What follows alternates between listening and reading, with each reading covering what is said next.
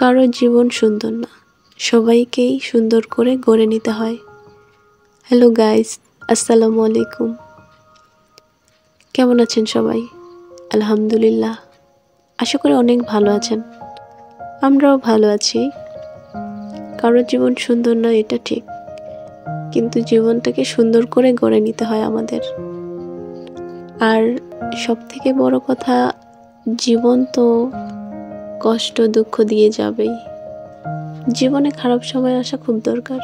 খারাপ সময়টা যদি না আসতো, তাহলে আমরা ভালো সময়টার মূল্য বুঝতাম না। ভালো সময়টা যে কত ইম্পর্টেন্ট আমাদের জীবনে, অনেক ইম্পর্টেন্ট। আর খারাপ সময় তো আসবেই। তো যাই হোক, খারাপ সময় ভালো সময়ের মধ্য দিয়ে আমাদের পার করতে হবে। আমি কিন্তু আজকে রান্না করতেছি এই যে ডাল আর ছোট মাছ আর ডাল। এই রেসিপিটা অনেক টেস্টি হয়। ছোট মাছের সাথে একটু ডাল দিলে অনেক খেতে মজা হয়।